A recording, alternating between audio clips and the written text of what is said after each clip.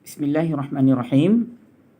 Tuan-tuan, kita bahaskan tentang ayat yang ke-49 seperti mana yang saya sebut tadi. Ya. Saya baca dari awal ayat, mudah-mudahan Allah memberi hidayah kepada kita melalui ayat yang ke-49 daripada surah Al-Baqarah ni. Baik, tuan-tuan semak sama-sama dengan saya.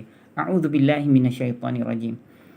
وَإِذْ نَجَّيْنَاكُمْ مِنْ آلِ فِرْعَوْنَ يَسُومُونَكُمْ سُوءَ الْعَذَابِ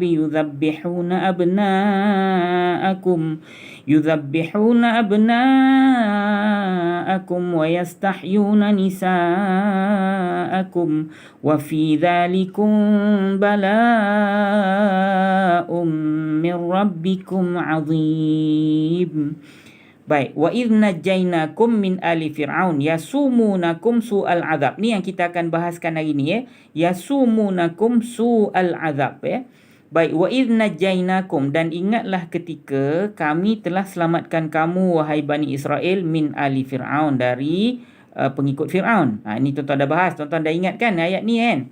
Kita pernah bincangkan tentang ayat ni dari segi penafsiran dan teknikal Dan ingatlah ketika kami selamatkan kamu wahai Bani Israel dari pengikut Fir'aun. Yasumunakum su'al azab. Mereka menimpakan kepada kamu seburuk-buruk azab. Ingat tak?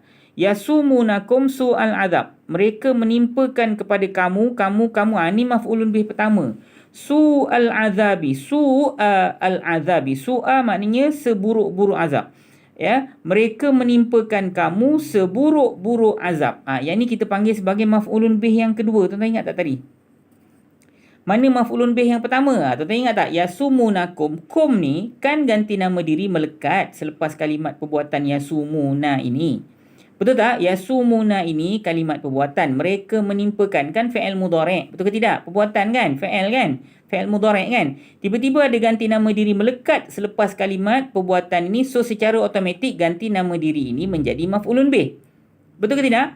Mereka menimpakan kamu. Mereka timpakan apa? Seburuk-buruk azab. Yang ini kita panggil sebagai maf'ulun bih kedua. Su'a. Tengok. Syarat untuk jadi maf'ulun bih ada, nampak ni? Dia kan baris atas ni.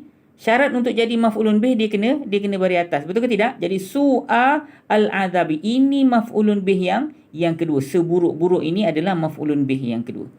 Seburuk-buruk azab. Ini ialah maf'ulun bih yang kedua, tuan-tuan Okey, yasumunakum su'al azab. Hari ni tuan-tuan kita bahaskan tentang maf'ulun bih yang kedua tuan-tuan Baik, cuba tuan-tuan tengok, saya besarkan rangkap ni Okey.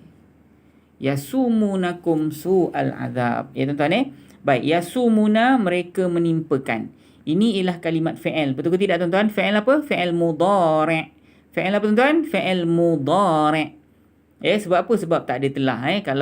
Kalau fi'il madhi, mereka telah menimpakan. Sebutannya pun lain Jadi inilah fi'il mudhari'. Baik, kalau fi'il mudhari' dalam pelajaran kita peringkat yang kedua, saya terus tanya apa ganti nama diri dekat dalam ni, tuan-tuan? So ganti nama diri dekat dalam ni ialah mereka. Betul ke tidak? Mereka So mereka rujuk pada siapa, tuan-tuan? Mereka menimpakan kamu seburuk-buruk azab. Mereka ini rujuk kepada Fir'aun dan kuncu-kuncu dia. Betul ke tidak? Fir'aun dan kaum dia, kaum Qibti semasa Bani Israel berada di Mesir Baik, kum maknanya kamu kan. Jadi ini adalah maf'ulun bih yang pertama. Betul ke tidak? So kalau tuan-tuan belajar, kalau tuan-tuan nak i'rab ataupun tuan-tuan nak bahaskan dalam sistem Al-Furqan, ini ialah kalimat isim. Betul ke tidak? Isim yang ada gelaran dan fungsi ke isim biasa? Isim yang ada gelaran dan fungsi. Kalau isim yang ada gelaran dan fungsi, apa gelaran dia, tuan-tuan? Gelaran dia ialah isim ganti nama diri. Betul ke tidak?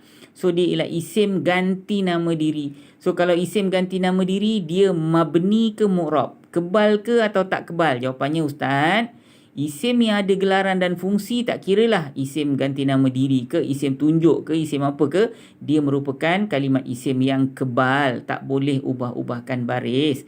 So ini maf'ulun bih. Betul ke tidak? Maf'ulun bih kan? Maf'ulun bih pertama ke kedua, tak kiralah, dia maf'ulun bih. Jadi maf'ulun bih sepatutnya dia kena mansub. Ingat tak? Ni tadi dia mansub kan? Sepatutnya dia kena baris atas. Tapi boleh tak yasumunakuma? Kita sebut kuma, boleh tak? Jawapannya tak boleh lah, Ustaz. Kenapa tak boleh? Sebab dia ialah isim yang ada gelaran dan fungsi. Kalau isim yang ada gelaran dan fungsi, dia mabni, kebal. Okey tuan-tuan Faham tuan-tuan Baik. Kita pergi pada kalimat berikutnya su'a. Su'a maknanya buruk ataupun seburuk-buruk. Kenapa saya tak nak terjemah seburuk-buruk?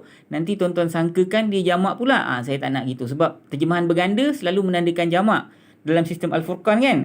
Jadi kita letak buruk saja. Ataupun paling buruk pun boleh jugalah. Tapi kita tak letak. Kita letak buruk saja. Okey, su'a maknanya buruk. Ini merupakan kalimat isim. Betul ke tidak tuan-tuan? Ini merupakan kalimat isim. Baik. Su'a ini isim yang ada gelaran dan fungsi ke isim biasa tuan-tuan?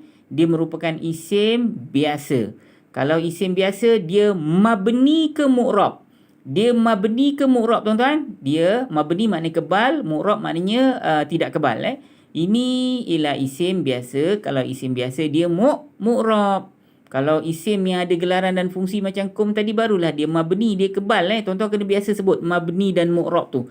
Sebab pada peringkat ketiga nanti itu kalimat memang selalu kita sebut. Kita bincang, kita bahas. Mabni maknanya kebal, mu'rab maknanya tidak kebal. Mabni maknanya kebal, mu'rab maknanya tidak kebal. So ini ialah isim biasa. Kalau isim biasa dia mabni ke mu'rab. Tuan-tuan, dia mu'rab lah. Betul ke tidak? Dia mu'rab. Betul ke tidak tuan-tuan? Dia mu'rab. Baik. Sekarang ni kalau dia mu'rab, cuba tuan-tuan tengok dia sedang berpangkat apa ni? Tu jawab kat saya. Dia sedang berpangkat marfu' ke, sedang berpangkat mansub ke, sedang berpangkat majrur. Cuba tengok tuan-tuan. Tengok tanda dia Nanti saya bawa diagram yang kedua pada tuan-tuan untuk kita bincangkan untuk kita tunjuk balik semula. Ini isim settle dah. Dia merupakan isim biasa kan? Isim yang ada gelaran dan fungsi ni semua ni ada 6 Okey. Tadi su'a itu dia ialah isim biasa. So saya nak tuan-tuan tengok pangkat dia. Kalau hujung dia baris depan, maknanya dia sedang berpangkat marfu'. Kalau hujung dia berbaris atas, maknanya dia sedang berpangkat mansub. Kalau hujungnya baris bawah, dia sedang berpangkat majrur. Tadi tuan-tuan jumpa su'al azab ke, su'ul azab ke, su'il azab. Tuan-tuan jumpa su'al azab. Betul ke tidak? Kalau su'al azab, maknanya dia sedang berpangkat apa tuan-tuan? Dia sedang berpangkat apa? Dia sedang berpangkat mansub. Pandai pun tuan-tuan Dia sedang berpangkat mansub. Yasumunakum sebentar Alright. Yasumunakum su'a bukan su'u, bukan su'i. Dia su'a. Jadi kalau su'a dia sedang berpangkat apa sekali lagi tuan-tuan? Cuba sebut. Dia sedang marfu' ke, mansub ke, majrur. Kalau su'u dia sedang berpangkat marfu'. Kalau su'a macam ni dia sedang berpangkat mansub. Kalau su'i dia sedang berpangkat majrur. Betul ke tidak tuan-tuan? Dia sedang berpangkat majrur. Baik, saya nak tanya tuan-tuan. Dalam konteks rangkap ini, pasal apa pula dibaca su'a? Kenapa dia dapat pangkat mansub dekat dalam rangkap ni? Jawapannya ialah kerana dia maf'ulun bih yang kedua. Dia ialah maf'ulun bih yang kedua. Mana maf'ulun bih yang pertama? Kum ini tuan-tuan. Dia ialah maf'ulun bih yang pertama, su'a ialah maf'ulun bih yang kedua. Apa yang ditimpakan ke atas kamu ni? Su'al azab. Itu sebab tu dia jadi maf'ulun bih yang kedua. Kalau tak faham, tuan-tuan buka balik video yang pertama, tuan-tuan dengar elok apa dia maf'ulun bih yang kedua. Jangan main bedal tuan-tuan Tuan-tuan mesti kena dengar elok. Jangan take for granted pada bahasa Al-Quran ni tuan-tuan. Dengar elok sampai tuan-tuan faham Jangan terkeliru apa makna maf'ulun bih yang kedua Baik, al-azabi. Sini kita punya soalan kuis kita tuan-tuan Al-azabi. Al-azabi maknanya siksaan ataupun azab Ini kalimat isim ke, fa'il ke haraf tuan-tuan? Tuan-tuan mesti boleh jawab, Ustaz, ni isim lah Ustaz. Sebab pangkal dia dah lah ada alif lam, ujung dia ada baris bawah. Betul ke tidak? So ini ialah kalimat isim. So isim yang ada gelaran dan fungsi ke isim biasa tuan-tuan. Ini bukan isim tunjuk, ini bukan isim ganti nama diri, ini bukan isim mewakili, ini ialah isim biasa. Betul ke tidak? Isim biasa. Kalau isim biasa dia mabni ke mu'rab tuan-tuan? Jawapannya dia mu'rab lah. Maknanya dia ujungnya boleh berubah baris, dia tidak kebal. Jadi tuan-tuan boleh sebut al-azabu dalam ayat lain, al-azaba, al-azabi. Dia boleh bertukar kepada 3 perubahan. Tapi di sini dia azabi. Sebab apa? Sebab dia kita jelaskan kemudian kenapa kat sini dia dapat azabi. Baik tuan-tuan, saya nak tanya, ini soalan kuis kita. Saya nak tahu al-azabi ni dia sedang berpangkat apa?